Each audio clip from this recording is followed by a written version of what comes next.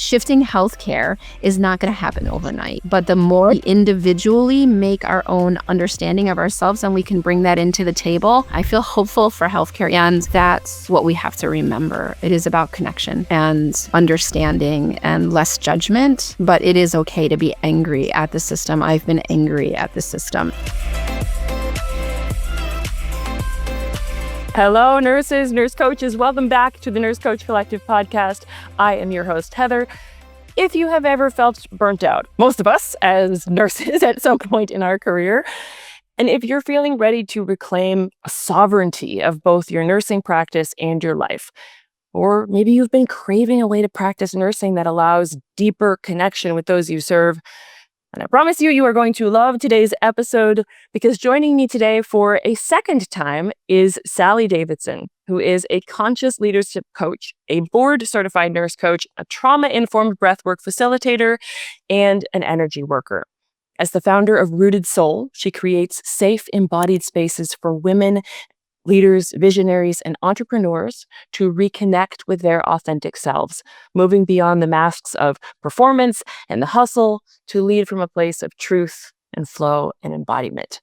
Through her one-on-one coaching, her group masterminds, her retreats, and somatic writing immersions, Sally helps women to heal at the root, to release visibility blocks and create abundant lives and businesses that they love, grounded in clarity, confidence, and connection. All of that sounds absolutely amazing to me. Sally, welcome. Thanks for being here.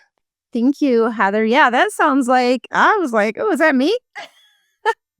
It sounds like you're a pretty rad lady. Yeah, I'm so excited to be back. It was a while ago that we had you here on the podcast, and I remember ending that episode and falling asleep that night feeling like, I feel like we just scratched the surface. And I don't know what it was. Maybe I was like feeling a little bit hesitant or afraid to ask some of the deeper questions and admit that I didn't know that much at the time about energy work and breath work, right? But I just have this vivid memory of being like, I think we could have gone a lot deeper with Sally today. So I'm really excited to have a second chance, as well as catching up on what you've been up to for the last year. Your nursing practice has gone through quite the evolution, one that you coined as like this journey from burnout to stepping into the becoming of a conscious leader. What does that mean exactly? I think I talked about this last time, but I feel like, when I left my practice, and I see this a lot in the nurse coaching world, right? We're running away from something in the burnout of the nurse at the bedside, or in my case, as a director of nursing, critical care, and all of that I did. And then we go into this whole experience, which we don't know is going to be an experience of like connecting back to ourselves. And to me, as this burnout, which I blamed all on nursing and healthcare, which now I can look back and say, yeah, that's a piece of it. But how I have evolved into this conscious embodied leader, whether it's leading in my business or whether I was leading still in the hospital or whether I'm leading my life, it's about being more embodied in what I believe in and how I want to lead in the world. Whether that is in a way of like running a nonprofit, or you're running your business, or you're leading your people at work, or you're leading your family, it's about doing it from the heart space versus this hustle mentality that we've been brought up with. I've definitely been brought up with, of like, do more so you get more, you achieve more. We bring that into our coaching practices, and that's a whole nother episode probably. We bring that in, that mentality, if we don't break the cycles. And so I feel as if in this, especially in the last year for me, even thinking of rebranding into this conscious embodied leader, because I actually really feel it now. Like, yeah, I can talk about this because I am more embodied in what I believe in. And that doesn't mean I'm right, but I'm more open and curious about listening more than doing. Yeah, that's such an interesting way of describing that, and a super poignant piece that, like, if we don't catch ourselves and retrain ourselves out of that cycle, it'll follow us anywhere. The old saying of wherever you are, there you'll be, but also like wherever we are, our stuff is that we bring with us. Those mindsets we get trapped in, the hustle, the loop, the go-go, the do more. And if that is the thing that ultimately is burning us out, then that burnout will follow us no matter whether we're jumping ship and leaving the hospital and doing this thing that sounds amazing on paper, but then in reality, if we're still the same person having that same energy, you're totally right. And then it follows us there. And I really came to this understanding, like really this understanding and this aha moment. We have these aha moments. And I was doing a journaling exercise and a somatic journaling exercise where I had done some breath work and done some somatic work and movement in my body and then did this journaling exercise. And I'm a very resistant person. So I was resistant to the journaling. Not that I haven't journaled in the past, but I was resistant in that moment of like journaling. And it was interesting because I had this beautiful aha moment that came to me. Like I moved as a middle schooler. I moved because my family was having issues, right? And this is where my roots, my childhood stuff comes into play into my leadership, right? And I had this moment of thinking like we moved geographically to get away from what was happening in my family and at that point. And I was at that age. But the reality is, and I'd never thought about this before, but everything followed us because we didn't do anything. My parents didn't have the emotional intelligence to do anything to change. So everything that we were experiencing there just followed us. I was putting that into like what we're doing in our lives, in our nursing careers. We're blaming healthcare. And yes, healthcare, there are things that need to change. There are paradigm shifts that need to happen. Healthcare is broken in many ways. But there are these pieces of healthcare and nursing that I loved. It's why I became a nurse. And it's why I do what I do now is because I love people and I love making change. But I just got stuck in that vortex. And it reminded me of why I can almost rebrand and feel not this imposter syndrome about teaching other entrepreneurs or leaders on how it is important to go back, to move forward and change those patterns because they're just going to keep following us. And it took me all this time to like have that moment in time where I like connected those dots. And it is so true. And I think sometimes we are running away. But if we don't dig a little deeper and be embodied in whatever we're doing, and that's the difference. It's less doing, more understanding, more listening, and more taking care of ourselves and being responsible to then lead our teams.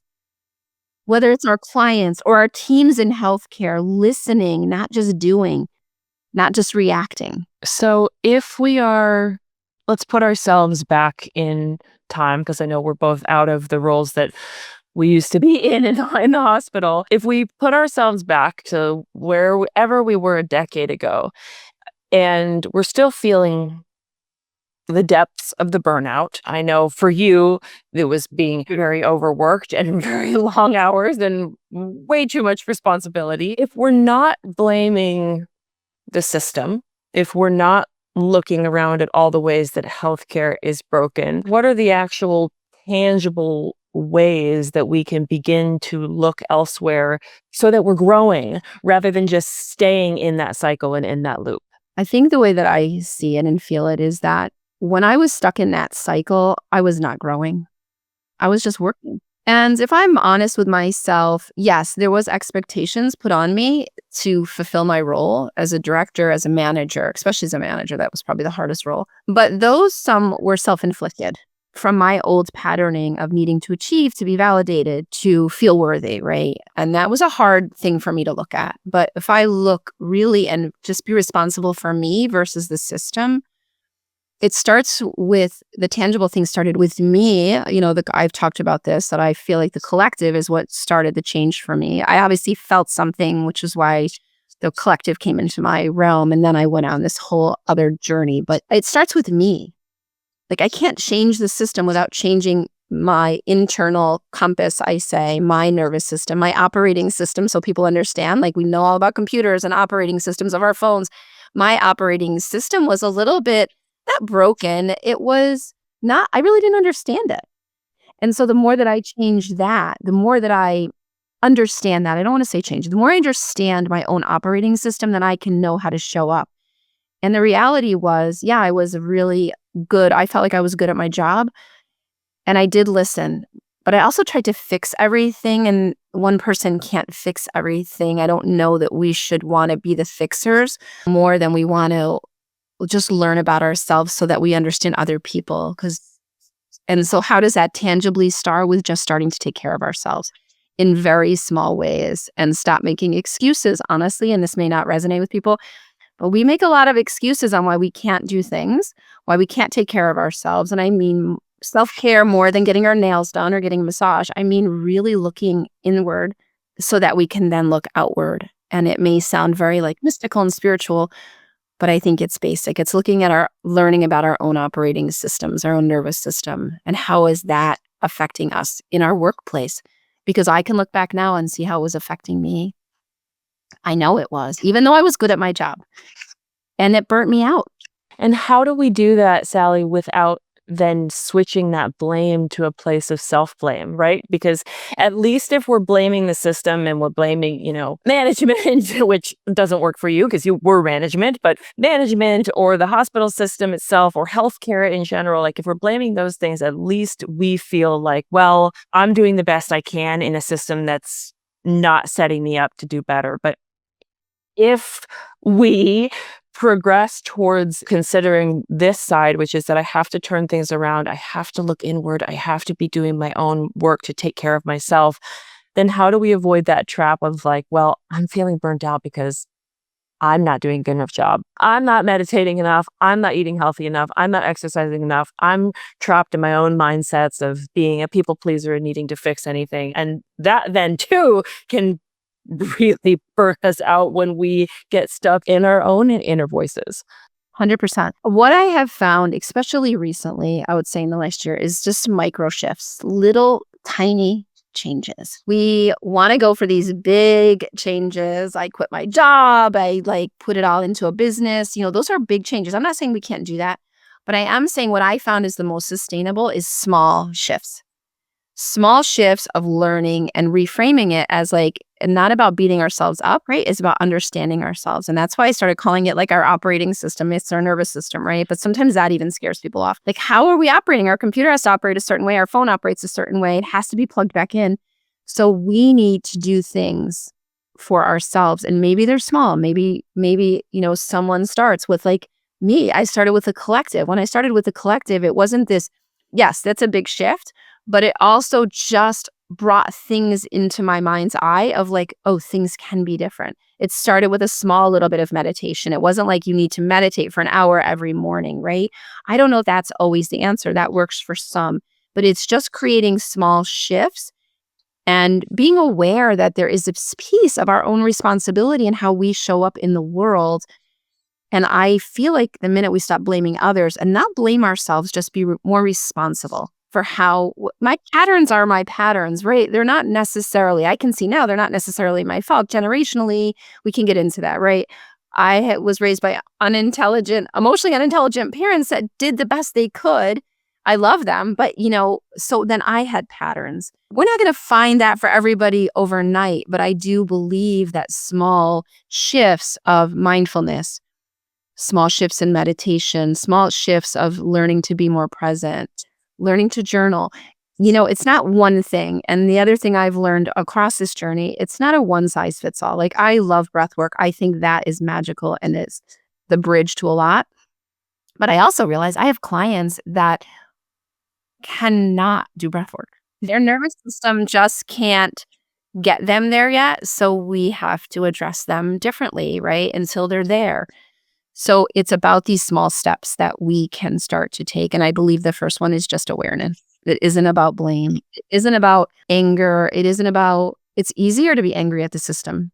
It's easier to be angry at my boss. It's easier to be angry at the CEO of my healthcare system or pharmaceuticals. I could go on and on about people I've been angry with, but that takes a lot of energy. And so the more that I have learned to grow, because in my role at the hospital, I didn't grow, because I felt like I didn't have the space to grow. Now in this role, I feel like I've had some perspective and I've allowed myself this place to grow and learn about myself, which then in turn lets me learn about others and how others want to be treated and how listening is more important than fixing sometimes. I think it's important for nurses to remember anger and blame, those aren't bad things to feel. They can feel not great to feel them, but the important follow-up question is like, so then what? So then what do we do with those feelings? And how do we allow them to manifest within us, within our bodies, within our well-being? And is there a way to reframe them? From working with us at the Nurse Coach Collective, like we do see that healthcare is broken. And that's beautiful, because anytime something is broken, we have this incredible opportunity to lean in and find the space for healing and find the space for growth. So it's almost like you have to do that on those mini micro levels, as you're saying, which really is a great parallel to like what we do with our clients all the time. How often have you had a client, Sally, who comes to you and is like, okay, these are the big goals that I have. These are the huge, lofty changes that I want to make. And for some reason, I've been wanting these big goals for the last 3 years, but I haven't made progress.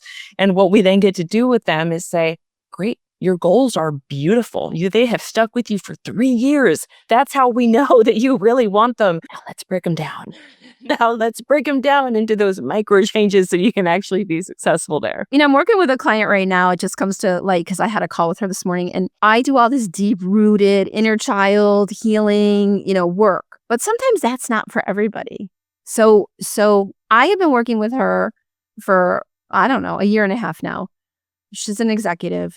And there was a time where I was making it about me, like, oh, this is the work I do, and why am I not fitting in? And then when I got out of my own head, honestly, about this isn't about me, it's about meeting her where she is, and she just needs to come to me and reflect, because she doesn't have a place to do that. And I'm like her mirror for that. And some may say, well, she's been with you for so long, like, are you actually doing? But she has made so many changes, but we've done it in this way that is slow, methodical, and meets her where she is, because she has a lot of stress, right? So meeting people exactly where they are. And sometimes we live in a society, right, where we want everything done. We want the dopamine hit. We want the fix. We want to go to someone for a 6-week course and be like fixed. But that's not the reality, right? Like, this has been a slow burn even for me. Like, I was in Collective 7, right? I've been at this for a while, and I just think it isn't about blame, and it's okay to be angry. I 100% agree, because what I teach people is we want to feel our feelings. We don't want to suppress them. So yeah, I have addiction in my family. So yeah, I'm still angry at the pharmaceutical companies, right? I'm still angry at them. But what I've learned to do is like, yes, I felt my anger, and I am putting it in a way of what can we do to improve things? How can I be part of the change versus just blaming? And that's a big shift that has to happen, because you're right.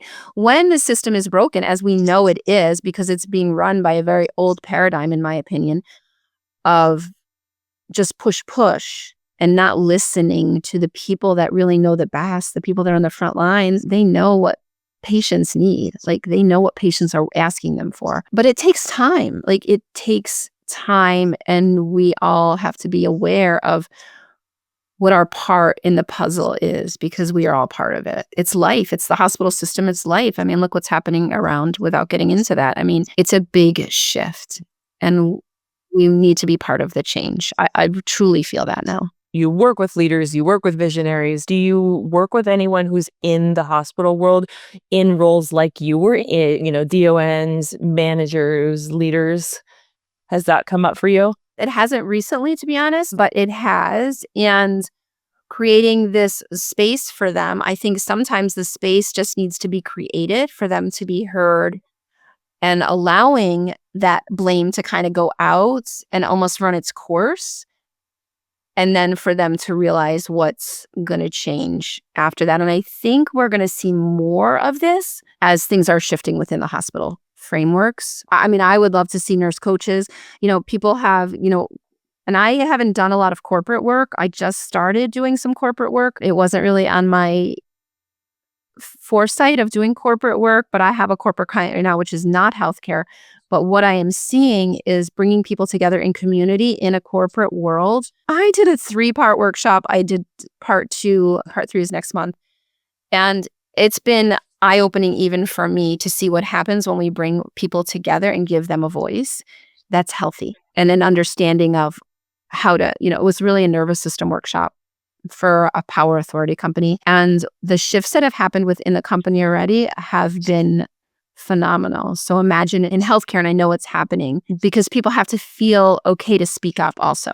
It is happening, and it continues to be so incredibly needed. So I want to come back to that actually, because I want to hear more about your retreats and the spaces that you create. And you touched on it, which is that connection piece, because I know that's so important for you. However, before I inquire further about that, I want to dig deeper into the fact that you have this unique perspective as somebody who came from the director of nursing, the management world. And something that we hear from a lot of the new nurses who come into this space is like one of their biggest complaints, their biggest points of blame is like, well, management doesn't support me, or I have this vision for how I want to bring this to my hospital, but I already know that management won't support me. So there's like this real disconnect that I have worked with enough DONs, managers, leaders in all different hospitals all across the country. I personally don't believe that there is a true, at the heart of things, disconnect. I think anybody who's laid foot in the nursing world, laid eyes on the nursing world, we mostly want the same things and want this to improve in the same ways. But there is that lack of connection or the hierarchical disconnect there that happens.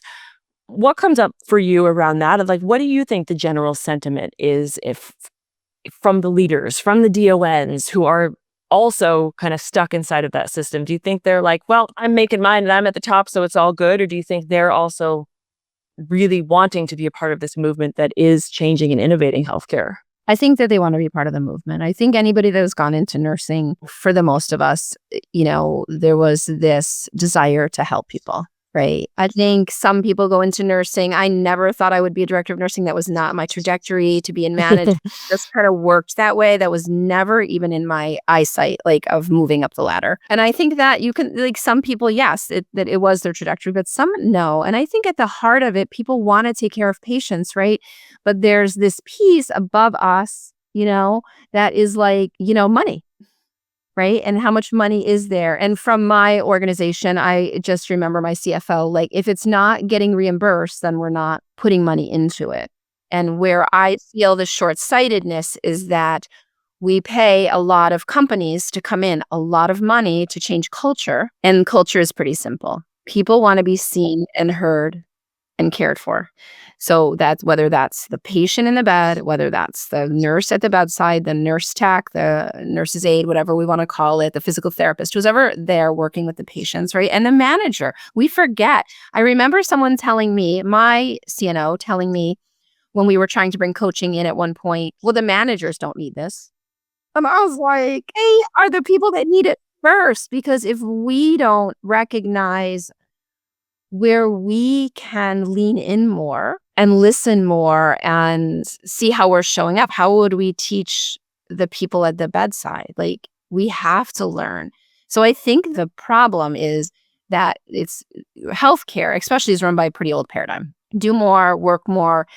And listening wasn't the forte of my organization. Listening, it was, this is the way it's been done. This is the way we do it. And we have to fix, the Press Ganey scores. We have to fix the patient satisfaction. Okay, well, we have to have a happy people that have the same vision. And we have to listen to them, because sometimes they know, they can't have all the answers because they're, doing their thing. And we know some things, but we have to work together. And I feel like that's been the missing piece. It's the connection of understanding and being on the same page, honestly. Like, why are we all doing this?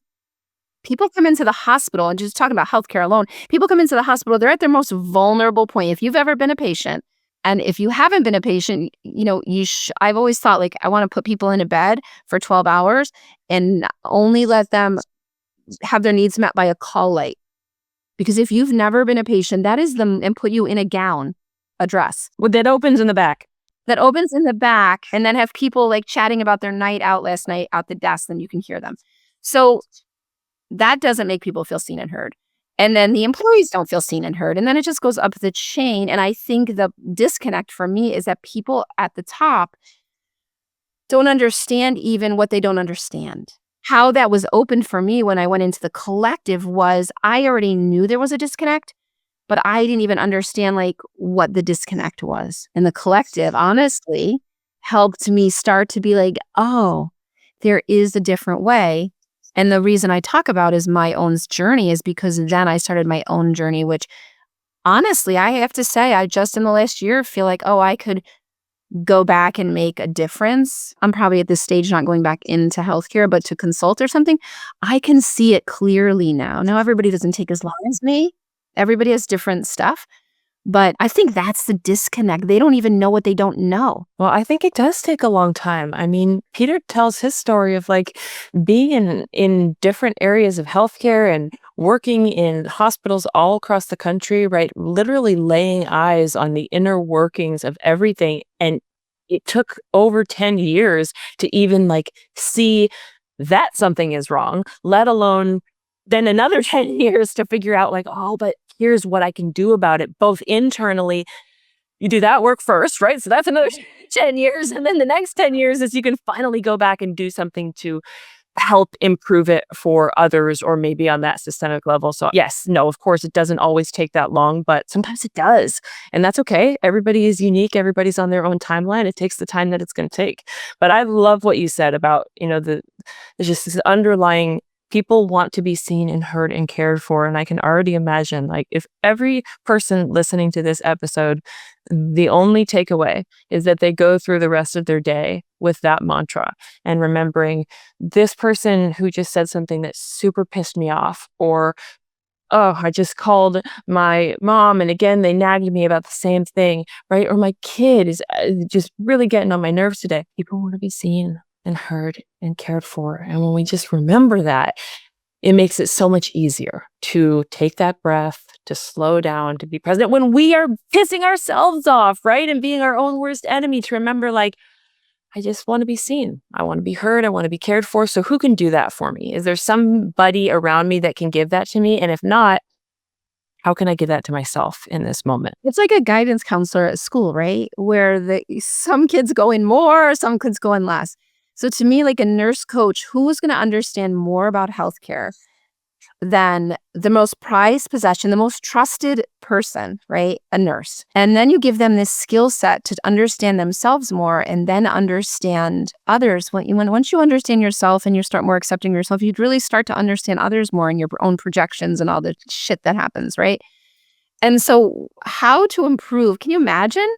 Like if people just had that person versus like the wellness, where you have to go out to the appointment and, hospitals provide that employee assistance, right? But if there was something inside that people could come into, and I know that it's happening at places, there's integrative medicine, there's rooms, but you have to get buy-in. You have to get a pretty forward-thinking C-suite and board to buy into that. But the bottom line, yeah, you don't bill for it, but if that was really happening, to me, I've said this for years, the bottom line would change so much because the patient satisfaction, you would stop paying companies billions of dollars to come in. I noticed for my own organization how many times different companies came in to change culture.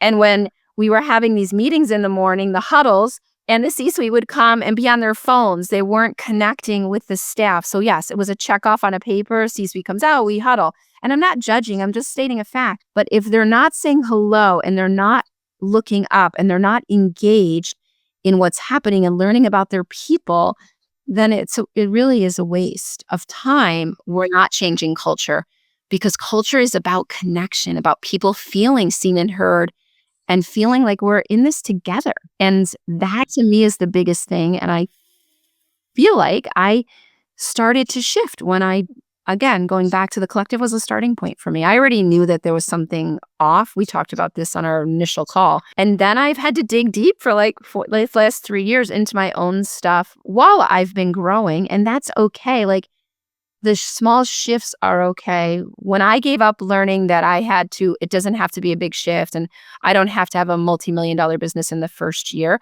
Some people, are really lucky with that. And others, this is part of like the whole journey. And shifting healthcare is not going to happen overnight. But the more that we individually make our own understanding of ourselves and we can bring that into the table, I feel hopeful.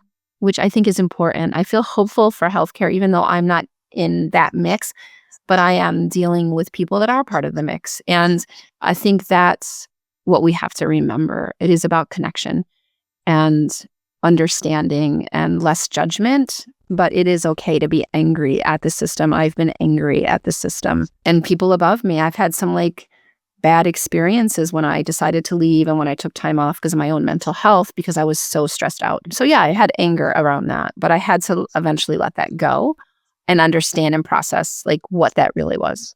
Well, I'm glad you feel hopeful in this moment. I feel hopeful too. I mean, that's why I do this work. If I didn't feel hopeful, then this work would be really hard to do. But the longer I do it, the more hopeful I become because the more nurse coaches I see who are doing this incredible work for themselves, for the individual clients who they get to serve, for the whole communities and populations they get to serve. And so many of them, Sally. I think when you graduated, you probably didn't have that many peers who were at that point able to take everything, bring it back to the hospital, create these awesome programs inside of the system. Now we're living in a totally different world where it's any nurse coach who graduates from the collective and is passionate about staying inside of the system, starting a nurse coaching program, whether they're working with patients or nurses or management or the doctors, right? You name it. We've now got nurse coaches who are doing that, not just at their unit, not just at their hospital, but sometimes hospital system wide. We have nurse coach graduates who have now 15 to 20 hospitals under their belt where they have these programs embedded. So there's so much reason to be hopeful. There's so much reason to be hopeful, and it doesn't have to be your job to get back in there and do it all unless you want it to. But we get to know how cool it is that there are so many nurse coaches who are out there doing that work and bringing it back to the system. Right. Listen, I always felt, and I talked to you about this, it was a movement, right? So how do we fix nursing, right? That was the question. How do we fix healthcare? And nurses are a big part. We're not all of healthcare, but we are a big part, especially in the hospital systems. And so the more that those individuals heal, even if they don't know that's what they need to do, and I feel like this is the springboard for that, when we get into the collective, so many people start doing their own work, have their own journeys, their own awareness. And then that's why, and yes, it didn't happen overnight, but the shift is here. There's a definite shift energetically. It's just happening. And it is happening. You're aware. I see what's happening. It's happening. We don't all have to go back into the hospital systems. That's okay also. Both can be true. And I think we've lived in a world where it's very black and white. So if I'm going to go in there, then I have to have my own business. And that was kind of told to us in some instances. You have to go all in and have your own business. But I never believed that's what it was. I got sucked into that a little. But it's beautiful to watch that it doesn't have to be that way, right? It can be whatever you want it to be. And the more you understand where your passion lies, the more that you can do whatever it is and find your gifts as you heal yourself and then you heal the collective. And that's what nurse coaches are doing. I've always felt right from the beginning when I didn't even know what it meant, it was a mission. And I feel like the mission is it's happening. You're seeing it. Things are shifting. Things are changing. It is hopeful because I think 10 years from now, we're going to be looking back and just think about that first and second and third, even the seventh collective. It was so new. People are like, what are you doing? And what you've started, it's part of a movement. And each nurse that makes this decision, whether they decide to be an entrepreneur or not, I've chose one path, but they can do whatever they want. And if they do nothing with it, but just learn a little mindfulness, it is so worth it. Because they're so come join the movement, right, Sally? Yeah, I know. Out there. No one can say this, but it is a movement. And I think that everybody should experience this. It was a part of the life-changing moments for me. And I'm leaving for Costa Rica on Friday. I run immersions. With my clients. I run retreats. And I have been getting a little more corporate pull in the sense of I don't know, am I supposed to go back into healthcare? Could I run retreats for C-suite people that are, because there is a shift. People are getting a little curious. Things are shifting. Maybe that's my way back in at some point. I'm not really sure. I'm just more open to where my business takes me, because sometimes getting out of that and getting perspective, and we need the C-suite people to shift also so that they're the ones that can ask for the money and know how to, give the money into the organizations, so that we maybe have nurse coaches, or we have more availability for holistic practices for the patients, for the nurses, for the staff. Yeah. Right. So I think however people choose, I think the first step is like, this is not some fly by night thing.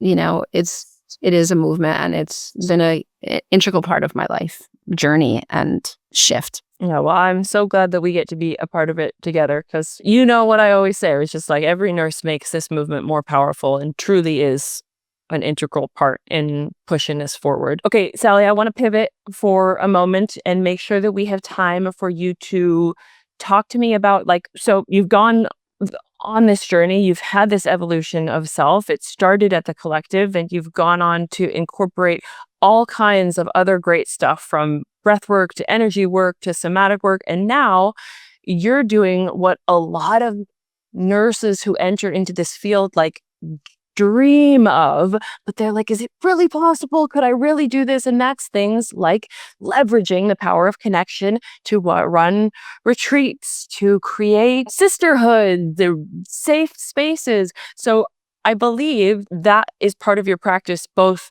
nationally and internationally, right? You mentioned you've got that coming up. What does your nurse coaching practice actually entail now? Yeah. So I do one-on-one work, and I really take people to the roots of what their blocks are. And just recently in the last year, I've done a little rebrands, because we can shift and we can decide who we want to help and who we want to mentor. And for a while, I had a lot of imposter syndrome about helping other coaches or entrepreneurs.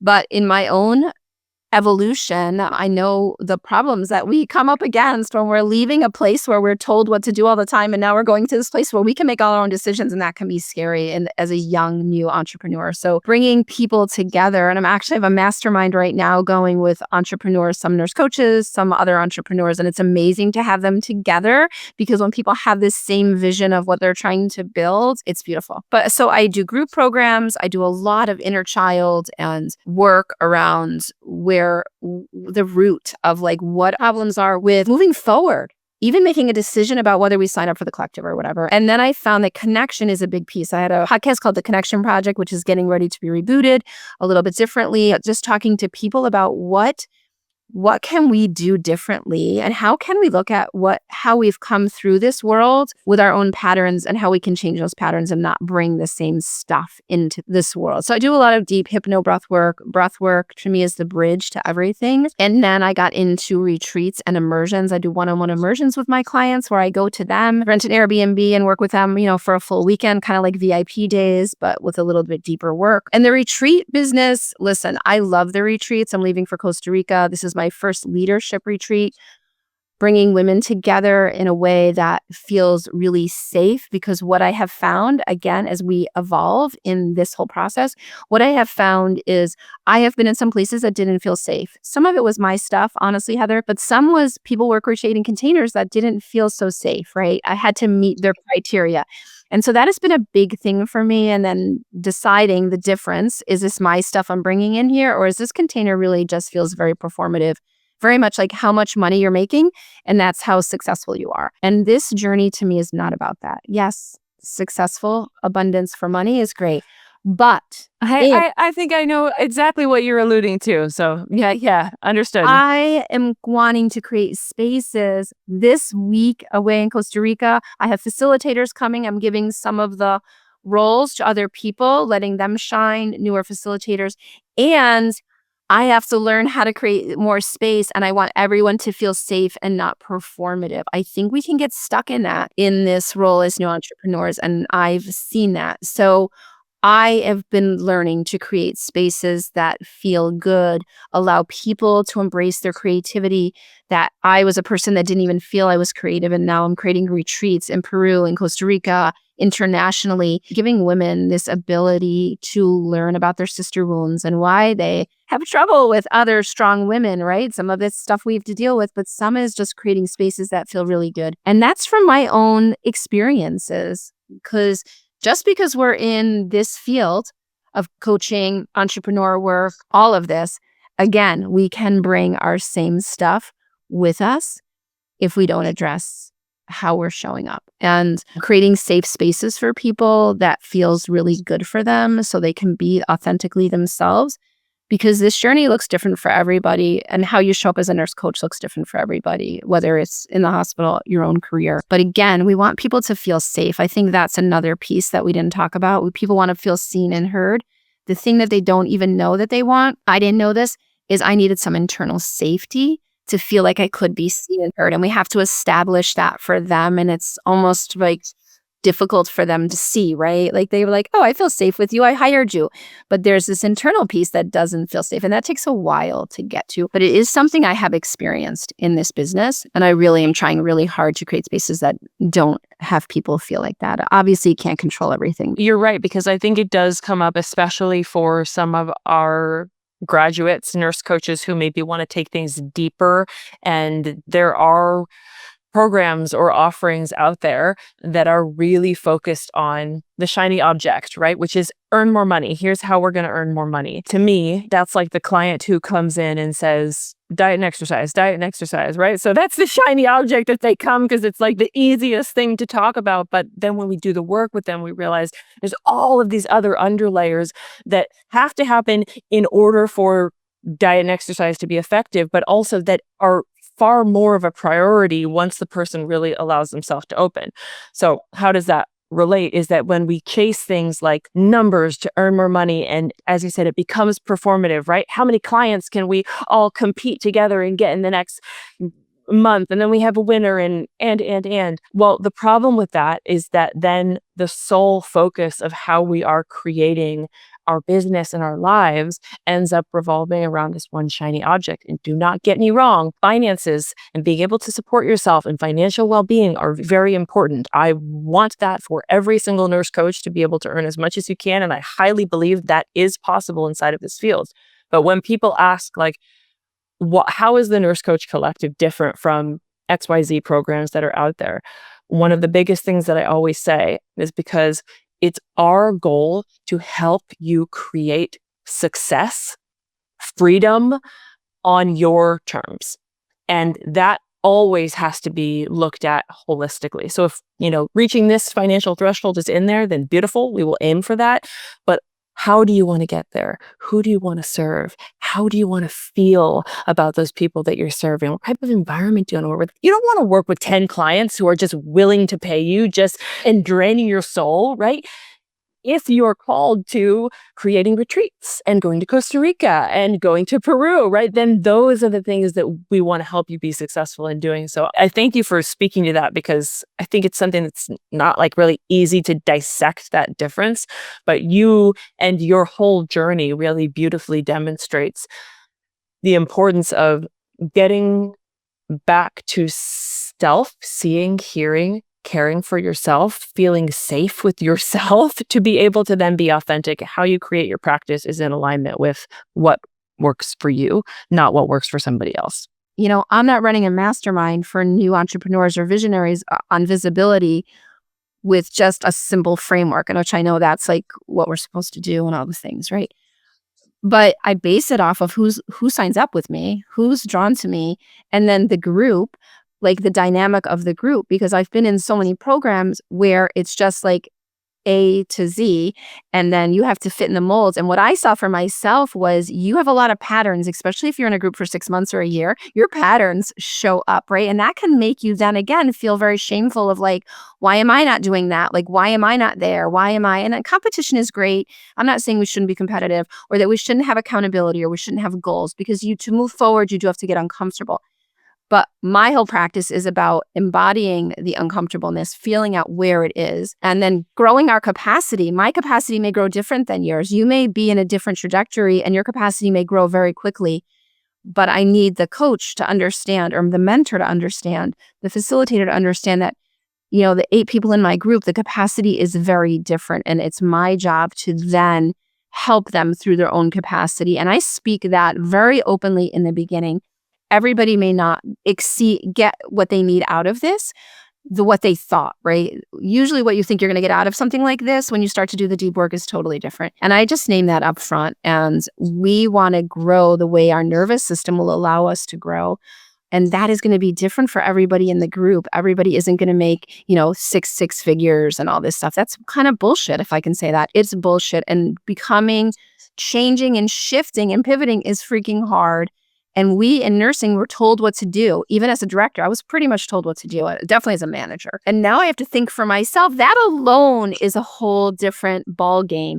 And we need to support people in that shift so that they can grow and know, oh my God, I make my own decisions. And that can be scary for someone's nervous system if they've never made their own decisions. That's been a big piece of me going into this embodied leadership role and deciding that I can coach in a little bit of a different way. And it is all about the nervous system and the capacity and being aware of each of my clients and where they're at. And then helping them understand, even in the retreat space, right? Everybody that comes in, there's always little nerves on my part because everybody's a little different. Some people have experienced me, some people are new to me. And what vulnerability looks like for people's nervous system is very different. Just like the stuff we did in the last retreat we did a lot of real vulnerable stuff in the retreat for the Nurse Coach Collective, right? And everybody's nervous system is different. So finding that integration period and not having it be so performative, I think is a place we're missing the mark even in the coaching world. And it's the same in the hospital world. We have to meet people where they are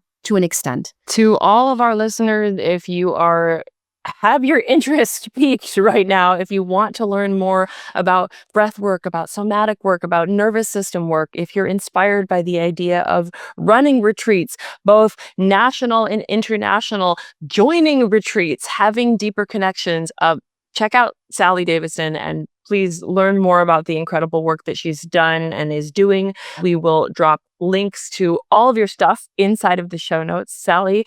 And such an honor to get to have you here for the second time. Let's do it again. Let's do it again a year from now, and we'll see what's changed and where you are. Thank you so much, Heather. I'm always so appreciative to be here and to talk to the community. And I always thought this was a gift. We were all chosen to make this shift. And I still 100% believe that and appreciate all that you guys are doing. Awesome. Thank you, Sally. We'll see you soon.